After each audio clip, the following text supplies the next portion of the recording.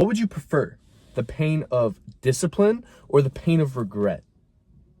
Regretting everything that you never did to get the life that you've always wanted. You have to be insane a little bit to have such blind faith for something that you can't even see, right? It's your dream. You gotta be delusionally motivated. You gotta be delusionally dedicated. You have to be able to see that path that no one else can see.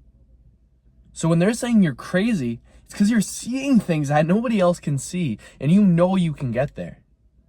When they're saying it's not possible, and you say it is, you're on the right path. Because it starts with your words, it starts with your mindset, it starts with who you believe you are. All stems from interior self-belief. You have to be delusional with your dream, right? You have to be almost crazy with your dream. People would be like, oh, I would kill for a McLaren P1, cherry red, right? People are like, I would kill for it, but you won't wake up at 5 a.m. and get on your laptop and start sending out cold emails? What? You won't DM people back? You won't set a schedule for yourself? You won't be disciplined enough to say no to going out? You won't surround yourself with the right people, but you're willing to kill somebody for it? The most important question to ask yourself when you're looking towards your dream and what you're willing to do is not what do you want, but it's what are you willing to do? What are you willing to endure to get to where you need to be? So whatever challenges you're facing or whatever obstacles life's putting in front of you, remember that there's beauty and there's courage and there's so much growth to be found when you're stepping out of that comfort zone and life's making you uncomfortable.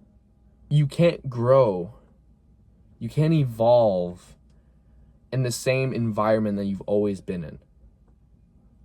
You need to push yourself out of that comfort zone. Whether life's gonna do it for you or you're gonna do it yourself. You need to push yourself. You want results that you've never gotten, you need to do things that you've never done. You need to be the man that you've never been. Yet to become that person, it's not all flowers and sunshine. It's gonna rain, it's gonna be dark clouds, but you're gonna get through it. That's what I'm saying. You're gonna get through it. Whether you do it with somebody, whether you have a partner, a friend, a family member, or you're by yourself. The most important part is getting through it. The only difference between you, everything you've ever wanted, is one thing: doing it. Doing it is the first step.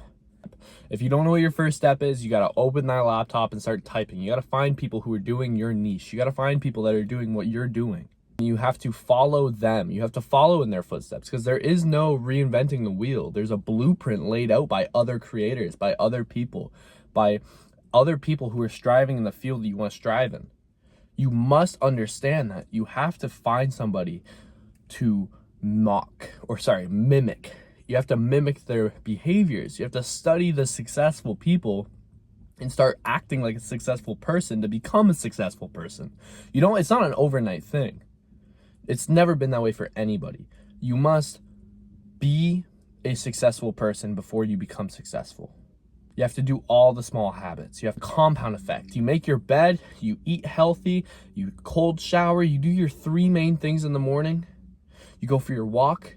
That compounds into you having a great fucking day. And if you're just sitting around doing nothing, first thing you do on your phone, you don't drink water, you don't go outside, you don't get your sunlight, you don't have a cold shower, right? All those small things that you've missed compound. Whether it's good or bad, they compound into something bigger. And that creates your day. And your days create your months, and your months create your years, and your years create your life.